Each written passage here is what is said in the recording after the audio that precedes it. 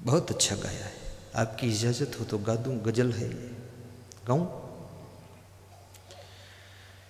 हरे कृपा की न होती जो आदत तुम्हारी। हे प्रभु, आपकी तो आदत है कृपा करने की, और इस आदत के कारण क्या होता है, कृपा की न होती जो आदत तुम्हारी। जियालाल वर्मा गाइए। तो सुनी ही रहती अदालत तुम्हारी, तो सुनी ही रहती अदालत तुम्हारी। आज इस मंडप में इतने लोग बैठे हैं, ये केवल प्रेम और कृपा के चुंबक से आकर बैठे। कौन आता इतनी रात, इतनी ठंड। बहुत से लोग टीवी चैनल में प्रवचन सुनकर आए। मैं जानना चाहूंगा टीवी चैनल के कितने श्रोता हैं, जरा हाथ ऊंचा करें। दोनों हाथ उठाओ जिन्होंने टीवी में हमको देखा है। वेरी गुड, बहुत लोग हैं।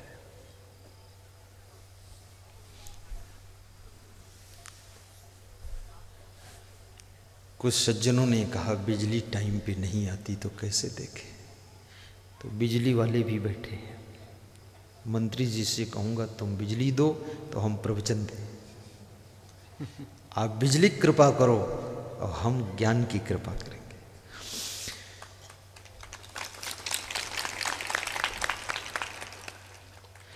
कृपा की न होती जो आदत तुम्हारी, तो सुनी ही रहती अदालत तुम्हारी। जो दीनों के दिल में जगह तुम न पाते, जो दीनों के दिल में जगह तुम न पाते, तो किस दिल में होती हिफाजत तुम्हारी, तो किस दिल में होती हिफाजत तुम्हारी। कृपा की न होती जो आदत तुम्हारी, तो सुनी ही रहती अदालत तुम्हारी, तो सुनी ही रहती अदालत तुम्हारी।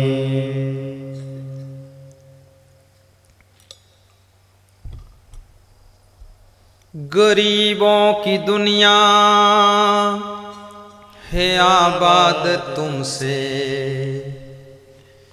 कृष्ण से उलाहना बिंदु महाराज दे रहे हैं कि गरीबों की दुनिया है आबाद तुमसे, और गरीबों से है बादशाह तुम्हारी, गरीबों से है बादशाह तुम्हारी।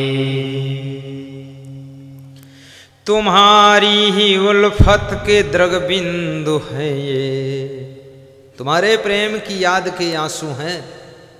तुम्हारी ही उल्फत के द्रग बिंदु हैं, और तुम्हें सौंपते हैं अमानत तुम्हारी, तुम्हें सौंपते हैं अमानत तुम्हारी।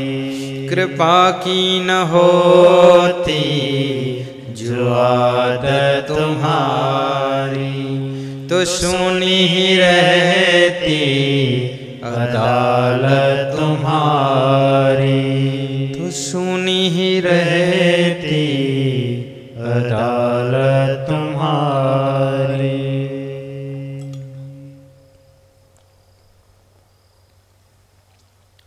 बिंदु जी कहते हैं, हे कृष्ण, ये गरीबों के कारण ही तुम बादशाह हो, अन्यथा तुम किसके ऊपर बादशाहत करते। ये गरीब भक्त, हम सब हाथ जोड़कर आपकी प्रार्थना करते हैं। ये मत समझना कि ये सब बेकार हैं, छोटे हैं। हम छोटों ने मिलकर ही आपको महान बनाया है। सत्य बात है। बेटे का जन्म न हो तुम्हें बाप कौन कहेगा? तुम तो बेटे को जन्म देते हो, लेकिन बेटा जन्म लेते ही तुमको बाप बना देता है। कहता है पापा, तुमको माँ बना देता है। तुमने तो बेटा पैदा किया है, लेकिन बेटे ने बाप की डिग्री पैदा कर दिया है। इसलिए बेटे को संभाल कर रखना। बहू आती है, तुमको सास ससुर की डिग्री दे देती है। अगर सावधान ना रहे तो डिग्री वापस भी ले लेती है। इसलिए सावधानी रखना। बहू तो बहू है, तुमको सास ससुर का दर्जा देती है कि मेरी सासू है, मेरे ससुर है। शिष्य शिष्य है, लेकिन गुरु को गुरु बना देता है। जिस गुरु का कोई शिष्य नहीं, उसको कौन कहे गुरु जी है? गुरु जी कहने वाला हो तभी तो तुम गुरु बन पाओगे। कोई शिष्य बने तो गुरु हो जाओगे। तुम तो शिष्य बनाते हो, लेकिन शिष्य तुमको गुरु बना देता है। छत्तीसगढ़ में लोग कहते हैं हम आपको गुरु बनाएंगे। हमने कहा हमको गुरु बना दो तुम, अभी हम भी चेला हैं। वो हमें गुरु बना देते हैं। जनता के लोग किसी भी व्यक्ति को विधायक बना देते, मिनिस्टर बना देते। इसलिए हमेशा समझदार विधायक, समझदार सांसद, मिनिस्टर वो जनता का बहुत ख्याल रखता है, सबको नमस्कार करता है और कार्यक्रम भी अटेंड करता रहता है। वो जानता है यहीं से ऊंचे उठाओ, उसको पता है।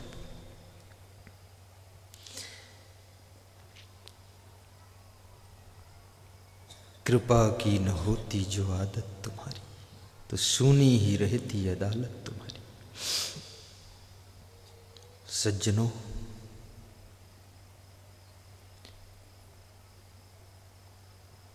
परस्पर प्रेम की गंगा बहाना, प्रेम की गंगा बहाते चलो, जीवन को निर्मल बनाते चलो। और जीवन में कोई मैल मत इकट्ठा करना।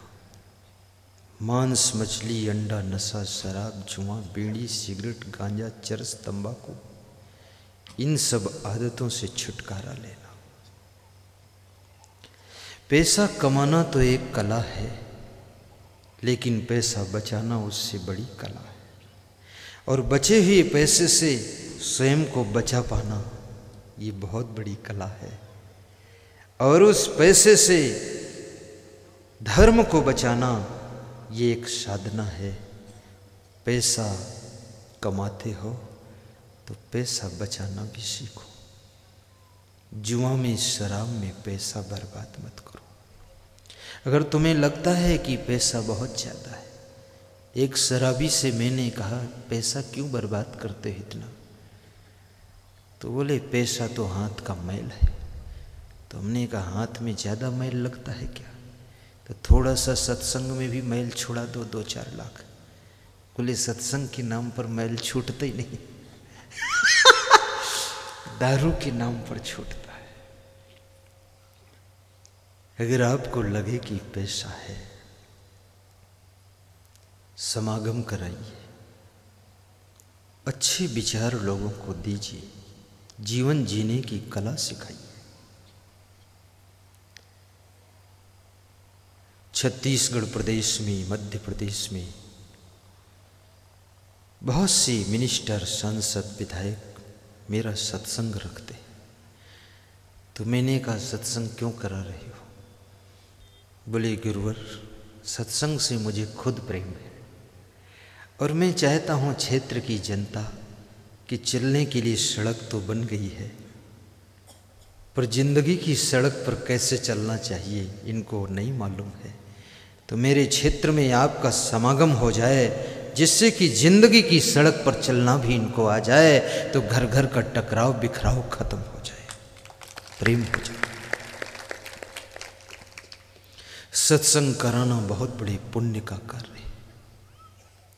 जैसे अभी हमारे मृदुल जी कथावाचक कहाँ है? इनका जैसा नाम है मृदुल, ये मृदुल ही है। इनकी बातें सुन के हमारे संत बड़े खुश होते हैं। मीठा मीठा सब बात सुनाते हैं, कहते हैं गुरुजी हम जो सोचनू हो ही नहीं पावा। तो हमने कहा युक्की का सोचा हुआ है, लेकिन जत्ता सोचन वत्ता नहीं बाबा। हम कहन सब हो जी तो अगली बार फिर का हुई, इसलिए कुछ बाकी रहेगा। बहुत श्रद्धा है, बहुत प्रेम है। ये धन्य है कथाकार लोग, इनके बहुत साथी हैं कथाकार, इनको मैं सबको धन्यवाद देता हूँ। कथाकार किसी संत के चरणों में अनुराग करे तो उसकी कथा में इतनी ताकत पैदा हो जाती है कि उसकी कथा सुनने वालों की व्यथा दूर हो जाती है, व्यथा दूर हो जाती है।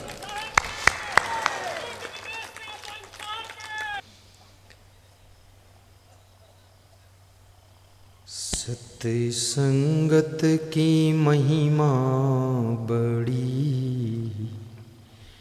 आई कर लो घड़ी दो घड़ी।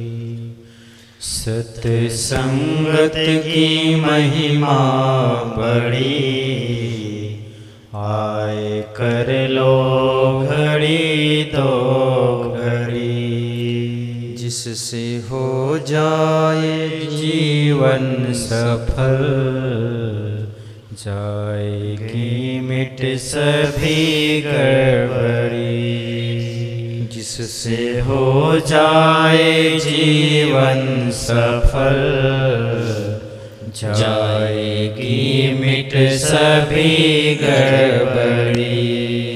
सत्संगत की महिमा बड़ी, आए कर लो घड़ी तो घड़ी। सत्संगत की महिमा बड़ी, आए कर लो घड़ी तो घड़ी।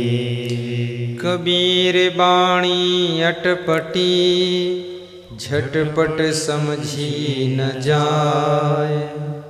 कबीर बाणी अटपटी, कबीर बाणी अटपटी, झटपट समझी न जाए।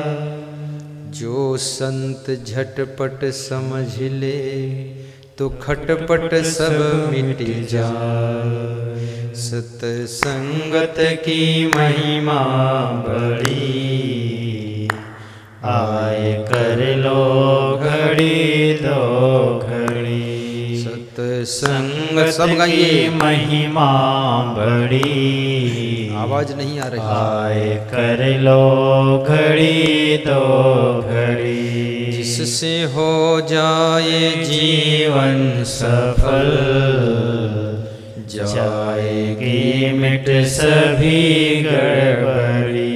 जिससे हो जाए जीवन सफल, जाएगी मिट सभी गड़बड़ी। सत्संगत की महिमा बड़ी, आए कर लो घड़ी दो घड़ी। आए कर लो घड़ी दो घड़ी। कैसा अनमोल अवसर मिला है, जो मानुष की काया मिली। कैसा अनमोल अवसर मिला है, जो मानुष की काया मिली। समझो सौभाग्य जागा तुम्हारा, समझो सौभाग्य जागा तुम्हारा। पूर्व की पुण्य खिली। समझो सौभाग्य जागा तुम्हारा, पूर्व की पुण्य कलियां खिली। हार गूंथो न टूटे लड़ी, आए कर लो घड़ी दो घड़ी। हार गूंथो न टूटे लड़ी, आए कर लो घड़ी दो घड़ी। सत्संगत की महिमा बड़ी, आए कर लो घड़ी दो घड़ी। आए कर लो घड़ी दो घड़ी। सत्संग जीवन को धन्य बना देता है। रत्नाकर जैसे डाकू वाल्मीकि जैसे ऋषि बन जाते हैं, ब्रह्म ऋषि कहलाते हैं। अंगुलीमाल जैसे लुटेरे महात्मा बुद्ध के दास बन जाते हैं। मनुष्य के ऊपर संगत का बहुत प्रभाव पड़ता है। मंथरा की संगत में कैकेयी की बुद्धि बिगड़ जाती है। एक मंथरा पूरी अयोध्या को थरथरा देती है। मैं कहूँगा अभी मंथरा मरी नहीं है, गांव-गांव में 10-10 मंथरा है। क्या दशा होगी तुम्हारे घर की?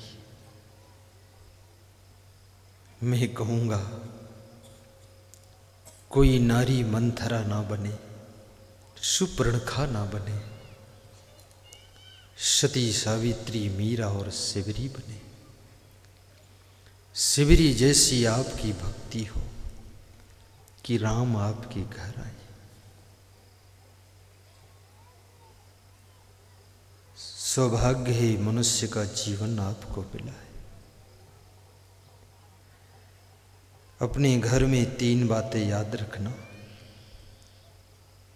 परस्पर प्रेम हो, एक दूसरे की गम खाने की सामर्थ्य हो, कोई मन के उल्टा भी बोल दे तो सहनशीलता हो, किसी की प्रतिकूलता में कर्तव्य आपका धर्म छूटने ना पाए। एक बात। दूसरी बात,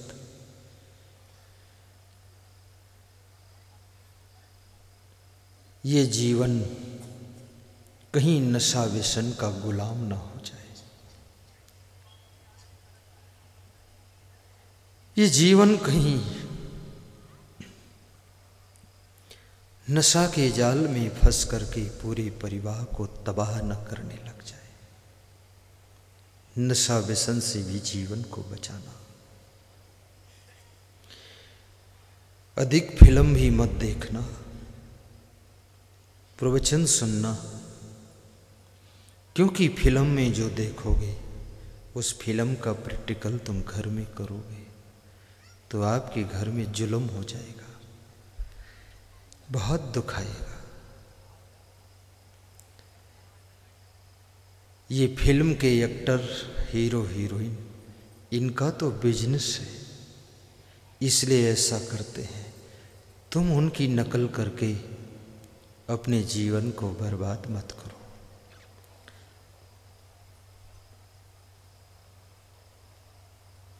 तीसरी बात,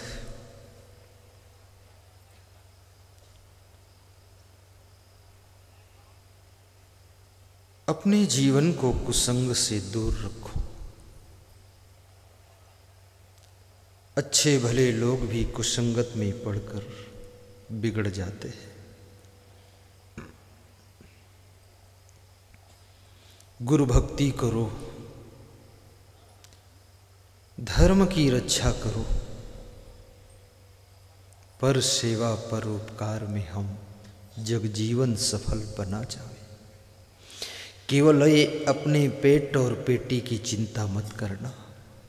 केवल अपने बेटे और बेटी की टेंशन में मत रहना, थोड़ा उनका भी ख्याल करना।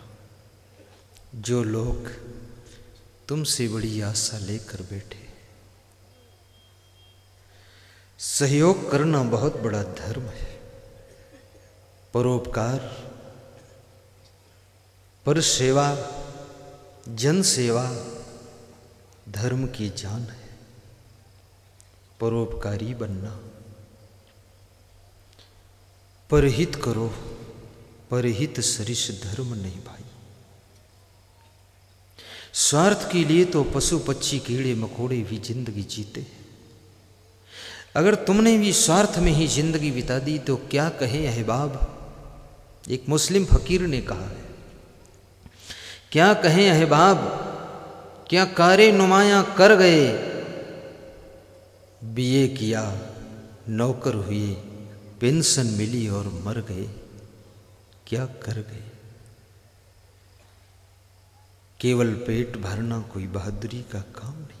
तुम इंसान हो, किसी के काम जो आए उसे इंसान कहते हैं, पराया दर्द अपनाए उसे भगवान कहते हैं, उसे भगवान कहते हैं। दूसरे के दर्द को भी दूर करना, हम दर्द बन जाना। आपका दिल बेदर्द ना हो, हम दर्द होना चाहिए। और जो दूसरों की दर्द को दूर करता है, इंसान के रूप में छिपा हुआ भगवान होता है। पद्म पुराण के ऋषि ने कहा है,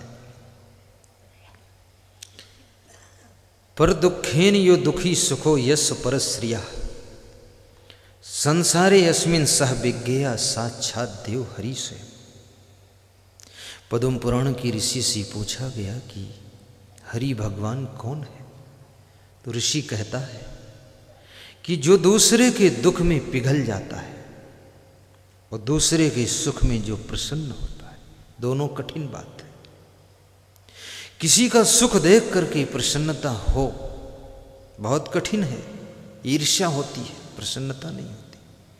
किसी को कार में बैठा हुआ जाता देख करके तुम्हारे अंदर ईर्ष्या होती, तुम भगवान से प्रार्थना करते हो, भगवान मुझे कार दे न दे इसकी परवाह नहीं है, पर इसकी कार का एक्सीडेंट जरूर करा दे, ये निपट जाए बस ठीक।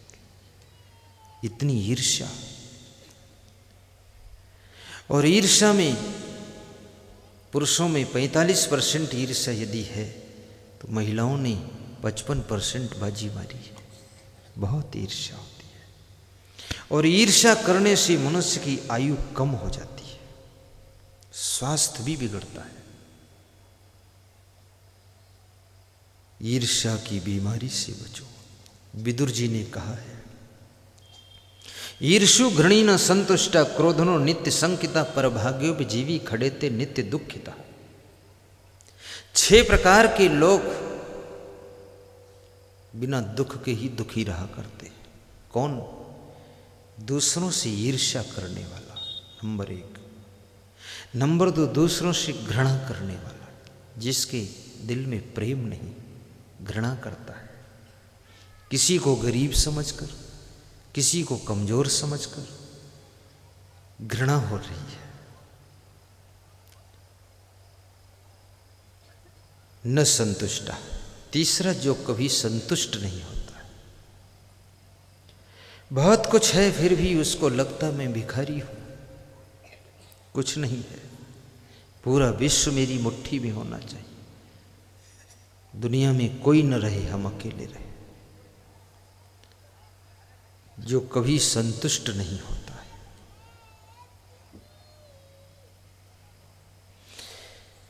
क्रोधनो नित्य संकिता, और जिसको बहुत क्रोध आता है। चौथा व्यक्ति, जिसको बहुत गुस्सा आता है। टीवी पर गुस्सा, बीवी पर गुस्सा, मोबाइल पर गुस्सा, घड़ी पर गुस्सा। एक आदमी सड़क पर टीवी पटक पटक कर फोड़ रहा था, तो उसकी पत्नी ने कहा, टीवी क्यों फोड़ रहे हो? क्या तुम्हारी गुस्सा को टीवी समझती है? पटकने से ठीक हो जाएगी? तो उसने कहा, टीवी नहीं समझती, तुम समझती हो, आओ तुमको पटक दे फिर। इतनी गुस्सा है। जब सामान को भी तुम तोड़ने फोड़ने लग जाओ, सामान पर भी तुमको गुस्सा आने लग जाए, कलम को तोड़ दो, मोबाइल को फेंक दो, पटक दो, तो समझ लेना कि अब तुम घोर अज्ञान के अंधकार में पहुंच चुके हो। क्योंकि सामान तो सामान है, वो क्या समझता है, उसको ये भी पता नहीं मैं बिगड़ा हूं कि ठीक हूं। सामान के प्रति भी प्रेम रख। कितने लोग चूल्हा फोड़ देते हैं, चाय की केतली फेंक देते हैं। अधिक क्रोध करने वाले लोग अत्यधिक ऊंचाई पर पहुंचने के बाद भी नीचे गिरते हैं। सफलता उन्हीं को मिलती है जो अपने क्रोध को काबू रखते हैं। अनुशासन रखने के लिए किसी को डांटना पड़े डांट देना, लेकिन डांटने के बाद फिर उससे प्रेम करना। क्रोध की आग में जलते मत रहना। शक्नोति है या सोढ़ुम प्राक शरीर विमोक्षणात् काम क्रोधोद्भवम बेगम सहयुक्ता स सुखी नरा। अर्जुन कृष्ण से पूछते हैं कि हे कृष्ण, संसार में कौन सुखी रहता है और किसे योगी कहा जा सकता है? तो कृष्ण कहते, अर्जुन, इस शरीर के नाश होने के पहले पहले शरीर में उत्पन्न हुए काम क्रोध के वेग को जो सहन करने में समर्थ हो जाता है, उसे योगी कहते हैं, उसे साधु कहते हैं, और वही सुखी इंसान होता है।